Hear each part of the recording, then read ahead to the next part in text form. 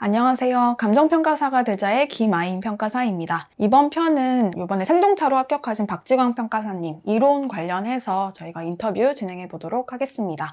저희가 이제 편하게 반말로 진행하는 점 양해 부탁드립니다. 그러면 이제 첫 번째로 2차 이론 점수부터 시작을 하도록 할게요. 2차 요번에 몇 점 받았을까? 50.5점 맞았습니다. 딱 점수를 보고 나서 생각보다 높은데 라고 생각을 했어? 아니면은 좀 낮은데 이렇게 생각을 했어? 생각보다 높은데. 생각보다 높은데? 네.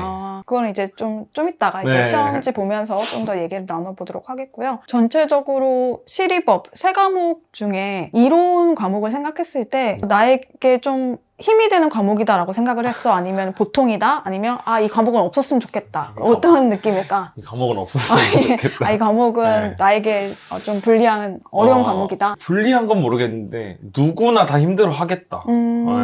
그게 너만 그렇게 느끼는 건 아니지? 아닌 것 같아요. 나중에 가서 보니까 다 지금 공부하시는 분들도 어떻게 해야 돼? 이렇게 말씀하시는 것 같아요. 맞아. 왜 그럴까? 이론을 사람들이 어렵게 생각하는 이유. 생각나는 대로 한번 말해줄래? 범위를 되게 끝도 없이 확장해서 뭐 공부를 한다고 하시던지 아니면은 외우려고 하시는 거, 총론을 외우려고 하시는 것 때문에 힘들 것 같고, 그 다음에 또 이게 정립된 학문이 아니다 보니까 강사님들마다 조금 같은 부분에 대해서 다르게 설명을 하시는 것들도 저는 조금 힘들었고, 그 다음에 애초에 이제 논술이란 걸 해본 적이 없는 맞아. 사람이 법규처럼 외워져 있는 거를 쓰는 게 아니라 문제에 있는 거를 내 머릿속에 있는 이해된 지식을 글로 표현하는 작업이 되게 어려운 것 같아요.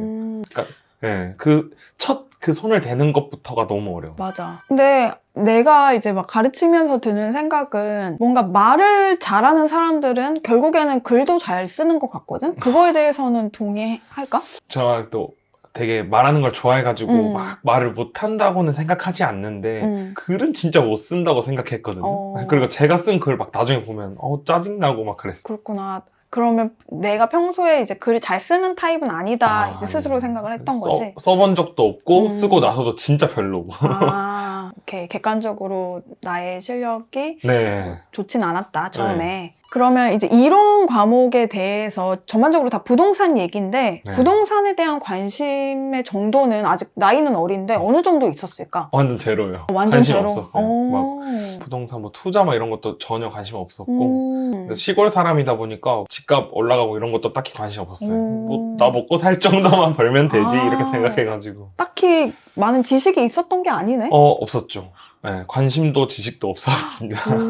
그러면 이론 강의 들을 때 뭔가 좀 생소하고 뭔 소리 하는 거야 강사님이? 막 이런 때 없었어? 늘 그랬던 것 같아요. 뭐 다른 강사님 강의뿐만 아니라 아인 평가사님한테 들을 때도 솔직히 강의 들을 땐 되게 추상적이에요. 근데 그걸 얼마나 이 답안지에 빨리 옮길 수 있게 해주냐가 문제인 것 같아요. 누구나 처음 시작하는 사람은 힘들지 않을까 생각. 그러면 부동산에 대한 관심이 없었던 게 이론 과목이나 아니면 실무, 법규를 통해 좀 보충이 되는 것 같아? 실무를 통해 많이 보충되는 것 같아요. 그러니까 강의를 들을 때 좀 실무랑 연관되는 것들은 이해도 되고 별로 스트레스도 안 받고 이런 건 이렇게 써볼 수 있겠다가 되더라고요. 너가 좀 이과 쪽이어서 그랬을 수도 있겠다. 네. 좀 구체적이고 딱 답이 나오는 실무는 좋아하는데 이론같이 뭐 뜬구름 잡고 맞아요. 이게 뭐지? 막 이런 건 좀 어려워했던 것 같네. 알고 보면 엄청 추상적인 과목은 또 아닌 것 같은데 지금 와서 생각해보면은 처음 그 답지를 쓰기 전까지는 붕 뜨는 과목 이런 느낌이 강했어요. 맞아. 처음에 이론 공부하는 사람들이 많이 그런 고충을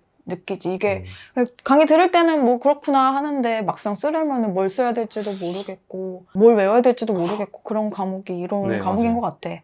그럼 너가 처음으로 이제 나한테 연락을 했던 때가 기억이 나는데 나에게 연락하기 전에 어느 정도의 이론 실력이었어? 타학원 평가사님의 총론 기본 강의까지는 들었어요. 그리고 잘 알려주셔가지고 이제 이해는 안 됐지만 그러니까 어떤 느낌의 과목이다 는 알고 있는 상태였는데 그래서 이 과목을 어떻게 공부해야 되냐라고 했을 때 이제 좀 암기를 중시하셨었어가지고 근데 나는 이 과목은 암기할 수가 없는데 다른 방법이 없을까를 좀 찾던 시기였던 것 같아요. 강의 들을 때는 그냥 뭐 알겠는데 네. 이제 글을 써야 될 때 어떻게 써야 될지 모르겠다. 네, 그러니까 연결이 안 됐구나. 그렇죠. 강의 내용은 제가 아 그렇구나 였는데 그래서 음. 이걸 어떻게 답안지에 써? 라고 이렇게 쓸까요? 라고 질문을 했을 때는 다 외우면 돼요. 약간 요렇게 말씀하신 건 아니지만 그렇게 이제 좀 저는 받아들였기 때문에 그러면 나는 이 과목은 외워서는 안 될 것 같아. 다른 방법은 없을까라고 하던 찰나에 뭐 평가사님이 막 모토가 약간 그런 거잖아요. 정답이 아니더라도 아는 걸로 답안지를 쓸 수 있게 해주겠다. 그래서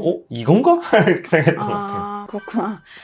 그러면 이제 내 강의에 대한 얘기를 안 할 수가 없는데 강의를 들으면서 이게 이론을 푸는 방법이구나. 이렇게 글을 쓰면 되겠구나 하는 걸 언제쯤 느꼈어? 이제 아임 평가사님 강의를 들으면 완전 특 A급 두 문자집을 좀 나눠주시는데 그 두 문자집을 외우고 그 다음에 기본적인 문제풀이 강의에서 그 두 문자를 활용하시는 법을 조금 알려주시는 단계에서 그러니까 글을 내가 되게 멋있게 쓸 필요는 없구나.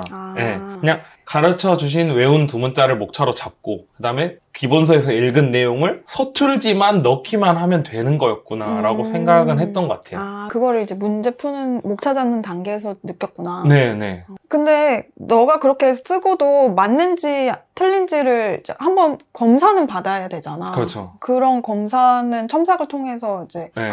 이렇게 쓰면 되는구나 이렇게 생각을 한 거야? 그죠. 그러니까 제가 그 문제에 대해서 정확히 답을 쓸 정도의 실력은 아니었기 때문에 이제 평가사님이 그 한 강이 끝나고 내주는 그 10점에서 맞아. 15점 정도의 문제를 첨삭을 이제 개인적으로 좀 해주셨잖아요. 그때 약간 도움이 된 게 되게 고급 단어 같은 걸 요구하지는 않으셨고, 그러니까 이 두 문자를 썼을 때 이런 내용만 들어가면 돼요. 이런 내용은 안 들어가도 돼요. 이런 걸 약간 명확히 좀 해주셔서, 그러니까 그렇구나. 나는 뭐 교수처럼 쓸 필요가 없다. 수험생답게만 쓰자. 이렇게 생각했던 거. 그러면 내가 이제 첨삭해준 걸 봤을 때 스스로 좀 납득이 됐어? 이렇게 고치면 좋겠다. 그게 맞네? 아니면은, 나 잘 썼는데 왜 뭐라고 하지? 이런 느낌이었어? 처음엔 조금 반기가 들었죠. 왜냐면, 왜? 나 그냥 책에 있는 내용 되게 비슷하게 쓴 것 같은데 왜 이렇게 뭐라고 하지? 였는데 좀 내용을 읽어보면은 이렇게 쓸 수 있는데 저렇게 쓰는 게 더 편해요. 약간 이런 것들은 저한테 좀 도움이 많이 했던 것 같아요. 똑같은 내용으로 목차를 잡을 수 있는 방법이 여러 개인데 이렇게 잡는 게 더 편해요. 그 다음에 요 관련된 파트를 쓸 때 이 내용은 굳이 안 써도 될 것 같아요. 약간 이런 것들을 도움 많이 받았던 것 같아요. 그렇구나.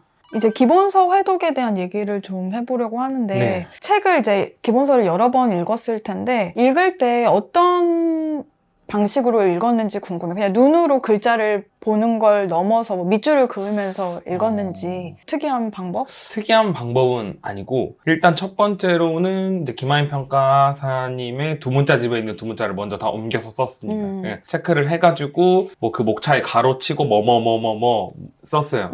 쓰고 난 다음에 그냥 진짜 국어책 읽듯이 두 번, 세 번까지는 읽었던 것 같아요. 그냥 딱 엉덩이 붙이고 앉아가지고 읽거나 뭐 바람 쐬러 밖에 나가서 돌아다니면서 읽거나 막 그랬어요. 책 읽듯이.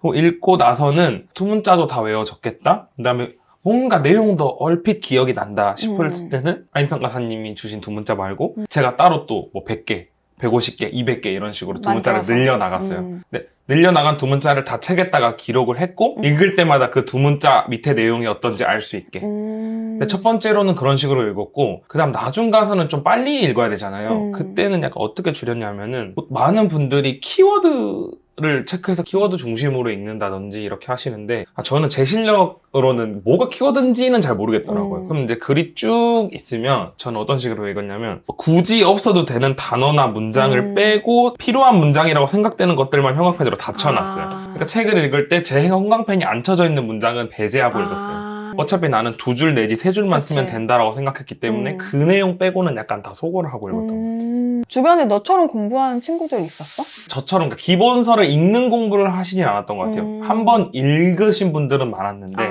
근데 내가 강의에서 기본서 읽으라고 하는데 많이 안 읽나 봐 다른 친구들은. 그러니까요. 제가 그래서 제 말에 이제 붙기 전까지는 이제 신빙성이 없었는데 붙고 나서는 좀 진짜 딱 눈 감고 기본서 읽는 시간을 투자해서 한 3-4번 정도만 읽으면 뭔가 이 이제 글을 쓰는데 감이 오기 시작한다라고 좀 많이 말은 했어요.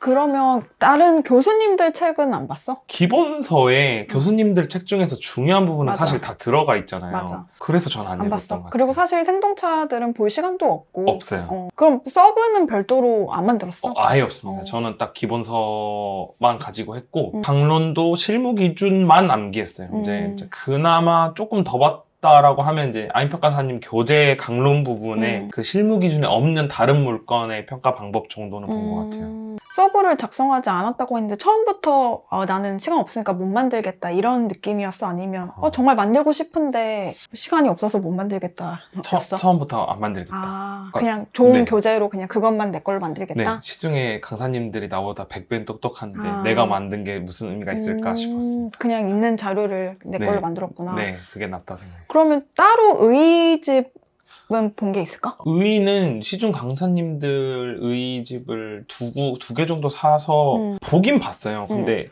이제 사실 그 기본서 회독이랑 목차암기가 돼 있는 상태면 의도 지원해서 쓸 정도가 돼버리더라고요. 그래서 의를 사실 거의 안 외웠어요. 저는. 뭐 각 잡고 막 외운 건 네네, 없다? 각 잡고 외우진 않았어요. 근데 의를 한번 외워볼까 하면서 되게 의 노트를 읽었던 적은 되게 많은데, 그러니까 이론에서 최대한 암기를 줄이고 싶다라고 생각했고, 그 의를 못 쓴다고 해서 점수를 안 줄 것 같지는 않았어요. 실무 기준이나 감칙에 있는 정의만 제대로 쓰면 의 잘못 썼다고 뭐라고는 안 하지 않을까? 이런 생각으로 공부했던 것 같아요. 이론에서 잘 쓴 글과 못 쓴 글이 있다고 생각해? 분명히 있긴 한 것 같아요. 나는 수험생 때 그게 제일 궁금했거든.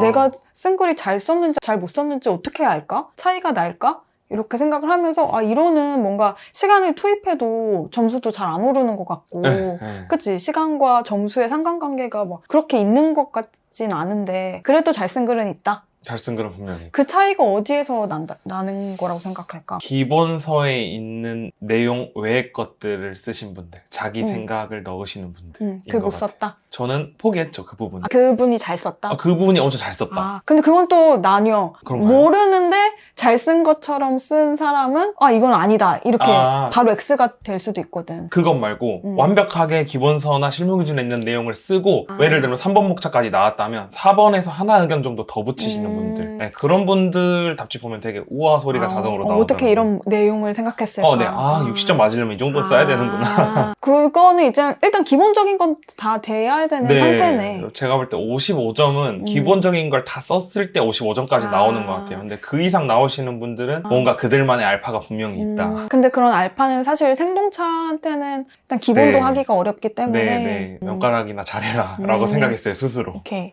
일단 결론부터 말하면 잘 쓴 글은 분명히 있는 것 있고 같아요. 첨삭하는 사람들도 그걸 알 수가 있다. 네. 오케이. 그 다음에 질문은 아까 잠깐 실무 기준 얘기가 나왔었는데 감칙과 실무 기준은 어느 정도 암기를 하고 들어갔는지.